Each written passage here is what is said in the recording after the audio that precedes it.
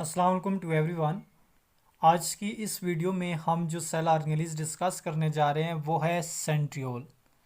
अब जब हम सेंट्रियोल की बात करेंगे तो सेंट्रियोल हमारे पास non membrane bounded cell organelles है जो सिर्फ और सिर्फ जो है वो एनिमल सेल और कुछ लोअर ग्रुप ऑफ प्लांट्स के अंदर पाया जाता है, जबकि हायर प्लांट्स के अंदर जो सेंट्रियोल है ये ऑलमोस्ट एब्सेंट होता है। अब अगर हम सेंट्रियोल की डिस्कवरी की बात करें तो एक साइंटिस्ट जिसका नाम है वैन बेंडन, इसने सबसे पहले 1880 में सेंट्रियोल को डिस्कवर किया था। अब हम सबसे पहले सेंट्रियोल की पोजीशन की बात करेंगे कि सेंट्रियोल एक सेल के साइटोप्लाज्म में किस पोजीशन पे होता है। ये आपके पास एक एनिमल सेल है। एनिमल सेल में सबसे बाहर जो है वो सेल मेम्ब्रेन है और इस सेल मेम्ब्रेन के इनर साइड पे ये तमाम रीजन साइटोप्लाज्म का है और साइटोप्लाज्म के अंदर एक आपको राउंडेड स्ट्रक्चर नजर आती है जिसको आप न्यूक्लियस का नाम देते हैं। अब ये जो सेल के साइटोप्लाज्म में नियर टू द न्यूक्लियस आपको एक जो राउंडेड स्ट्रक्चर नजर आ रही है या ओवल जो आपको स्ट्रक्चर नजर आ रही है, इस ओवल स्ट्रक्चर को हम नाम देते हैं सेंट्रोसोम। और ये जो सेंट्रोसोम है, इस सेंट्रोसोम में आपको two hollow shape cylindrical structure नजर आएंगी जो एक दूसरे के राइट एंगल पर पाई जाती हैं। इसको हम नाम देते हैं सेंट्रियोल। तो सेंट्रियोल ये सेंट्रोसोम के अंदर पाया जाता है और ये जो सेंट्रोसोम है ये एक सेल के साइटोप्लाज्म में न्यूक्लियस के करीब पाया जाता है। अब ये जो सेंट्रियोल है, ये सेंट्रियोल जो है वो सेल्फ रेप्लिकेटिंग सेल ऑर्गेनेलिज है। हत्ता कि ये जो सेंट्रियोल है इसमें डीएनए अपना पाया नहीं जाता, लेकिन डीएनए के ना होने की वजह से भी ये जो सेंट्रियोल है ये अपने आप को जो है वो डिवाइड करता है। और ये सेंट्रियोल उस वक्त अपने आप को डिवाइड करेगा जब एक सेल जो है वो अपने आप को जो है वो माइटोसिस के ज़रिए या मियोसिस के ज़रिए डिवाइड कर रहा होता है। तो माइटोसिस में जो प्रोफेज ऑफ माइटोसिस है उस दौरान जो है वो सेंट्रियोल डिवाइड होकर सेल के अपोजिट पोल की तरफ जो है वो मूव करके स्पेंडल फाइबर की फॉर्मेशन को इनिशिएट करता है। अब यहाँ पे हम इस सेंट्रियोल के स्ट्रक्चर की बात करेंगे तो स्ट्रक्चर के लिहाज से ये जो सेंट्रियोल है इसकी स्ट्रक्चर को हम 9+0 स्ट्रक्चर का नाम देते हैं। 9+0 स्ट्रक्चर का नाम इसलिए देते हैं क्योंकि ये जो सेंट्रियोल है ये 9 ट्रिपलेट ऑफ प्रोटीन से बना होता है और ये जो 9 ट्रिपलेट ऑफ प्रोटीन है ये इस सेंट्रियोल के पेरिफ्रे पे अरेंज होती हैं और जबकि सेंटर में कोई भी प्रोटीन नहीं होती। इसी वजह से हमने यहाँ पे जो है वो 9 के प्लस 7 जो है वो क्या लिखा है, 0 लिखा है। ठीक है, 9 का मतलब ये है कि 9 ट्रिपलेट ऑफ प्रोटीन है जो पेरिफ्रे पे अरेंज है, सेंटर में कोई भी प्रोटीन नहीं है। इसी वजह से सेंट्रियोल की स्ट्रक्चर को हम 9+0 स्ट्रक्चर का भी नाम देते हैं। अब ये आपके सामने जो वो एक सेंट्रियोल की डायग्राम है। आप सेंट्रियोल की डायग्राम में आप देख सकते हैं कि आपको ये एक कार्ड व्हील लाइक स्ट्रक्चर नज़र आती है। ये जो कार्ड व्हील लाइक स्ट्रक्चर जो है वो ये एक सेंट्रियोल की जो है वो डायग्राम है आपके सामने और ये सेंट्रियोल की डायग्राम का जो है वो फ्रंट व्यू है जिसकी जो है वो ट्रांसफर सेक्शन यहाँ पे आपको दिखाई जा रही है।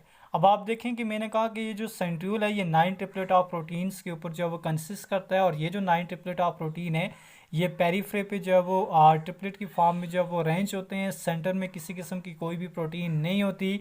इसी वजह से हम 9+0 स्ट्रक्चर जो है वो इस सेंट्रियोल की स्ट्रक्चर के साथ लिखते हैं।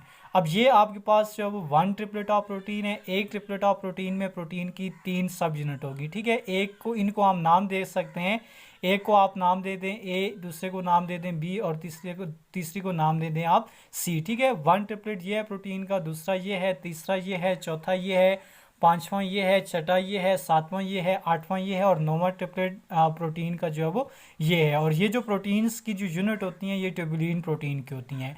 अब आप देखें कि यहाँ पे ये 9 ट्रिपलेट ऑफ प्रोटीन है जो कि पेरीफ्रे पे जो है वो क्या की हुई है, अरेंज की हुई है और हर एक ट्रिपलेट में जो है वो 3 सब यूनिट है प्रोटीन की।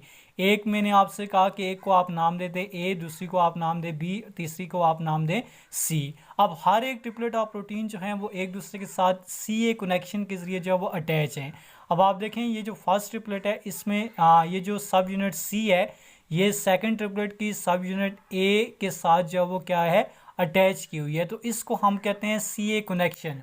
कि हमारे पास हर जो ट्रिपलेट है प्रोटीन की वो एक दूसरे के साथ सी ए कनेक्शन के ज़रिए जो है वो अटैच की हुई है। यहाँ पे भी आप देखें ये ट्रिपलेट में ये जो प्रोटीन की सब यूनिट है ये नेक्स्ट ट्रिपलेट की ए के साथ और यहाँ पे आप देखें इसकी सी इसके ए के साथ, इसकी सी इसके ए के साथ, इसकी सी इसके ए के साथ, इसकी सी इसके ए के साथ, इसकी सी इसके ए के साथ, इसकी सी इसके ए के साथ, इसकी सी इसके ए के साथ जो है वो क्या हो रही है, कनेक्ट हो रही है। तो हर एक ट्रिपलेट ऑफ प्रोटीन में जो है वो जो कनेक्शन होता है वो सी ए कनेक्शन होता है, या आप ए सी कनेक्शन भी कह सकते हैं अगर आप इसको अपोजिट कर दें। उसके अलावा आप देखेंगे यहाँ पे सेंटर में आपको एक स्ट्रक्चर नज़र आती है राउंडेड सी। इस सेंटर में जो राउंडेड स्ट्रक्चर है इसको हम नाम देते हैं सेंट्रल हब। अब ये जो सेंट्रल हब है ये इन ट्रिपलेट ऑफ प्रोटीन के साथ अटैच किया हुआ है एक स्टॉक लाइक स्ट्रक्चर के ज़रिए, और इन स्टॉक लाइक स्ट्रक्चर को हम नाम देते हैं रेडिकल स्पोक। दोबारा से मैं रिपीट करूंगा इस पॉइंट को कि ये जो सेंट्रल हब है ये इन ट्रिपलेट ऑफ प्रोटीन के साथ एक स्टॉक लाइक स्ट्रक्चर के जरिए अटैच है। इस स्टॉक लाइक स्ट्रक्चर को हम नाम देते हैं रेडिकल स्पोक। तो यूं ये जो ट्रिपलेट ऑफ प्रोटीन है ये एक दूसरे के साथ अरेंज हो एक सिलिंड्रिकल हालो शेप स्ट्रक्चर बनाती हैं, और इस सिलिंड्रिकल हालो शेप स्ट्रक्चर का जो साइज होता है, लेंथ की बात करें तो वो 0.3 टू 0.5 माइक्रोमीटर लेंथ है, और जबकि डायामीटर जो है वो इसका 0.2 माइक्रोमीटर जो है वो डायामीटर होता है। अब हम इस सेंट्रियोल के फंक्शन की बात करेंगे कि सेंट्रियोल का फंक्शन क्या है। तो सेंट्रियोल का सबसे पहला फंक्शन ये है कि ये जो सेंट्रियोल है ये सेल डिवीजन के दौरान स्पेंडल फाइबर की फॉर्मेशन को इनिशिएट करते हैं या स्पेंडल फाइबर की फॉर्मेशन में इन्वॉल्व होते हैं। आपने माइटोसिस के बारे में पढ़ा होगा। माइटोसिस में जो फर्स्ट फेज़ होती है वो प्रोफेज़ होती है। प्रोफेज़ में क्या होता है कि प्रोफेज़ में ये जो सेंट्रियोल है ये सेंट्रियोल डिवाइड होकर सेल के अपोजिट पोल की तरफ से वो मूव करते हैं, ठीक है। और सेल के अपोजिट पोल की तरफ मूव करने के बाद ये जो सेंट्रियोल्स होते हैं ये स्पेंडल फाइबर को बनाते हैं, और ये जो स्पेंडल फाइबर हैं ये क्रोमोसोम को सेल के सेंटर के अंदर जो है वो अरेंज कर रहे होते हैं। अब दो तरह के स्पेंडल फाइबर बनेंगे इस प्रोफेज़ के दौरान। एक वो स्पेंडल फाइबर होंगे जो एक सेल के पोल से या एक एंड से दूसरे एंड तक एक्सटेंड होंगे। इन स्पेंडल फाइबर को हम नाम देते हैं पोलर माइक्रोट्यूब्यूल। आप देखें ये एक एंड से दूसरे एंड तक जो एक्सटेंड जो स्पेंडल फाइबर हैं इनको हम नाम देते हैं पोलर माइक्रोट्यूब्यूल।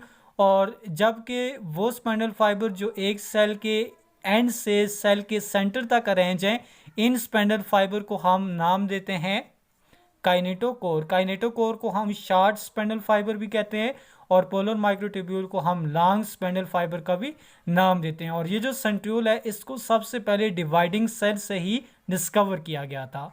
अब यहाँ पे आप देखें कि ये जो स्पेंडल फाइबर है ये यहाँ पे जो क्रोमोसोम है उन क्रोमोसोम को सेल के सेंटर के अंदर जो है वो अरेंज कर रहे हैं। ये आगे मेटाफेज में ये क्रोमोसोम को सेल के सेंटर में इस तरह अरेंज करते हैं कि उनका जो सेंट्रोमियर है वो एक ही पॉइंट पे आके एक प्लेट बनाता है जिसको हम जो है वो मेटाफेज प्लेट का नाम देते हैं। और इसके अलावा दूसरा फंक्शन जो है वो सेंट्रियोल का वो ये है कि ये जो सेंट्रियोल है ये सिलिया और फ्लैजेला की स्ट्रक्चर को भी जो है वो बनाने में इन्वॉल्व होते हैं।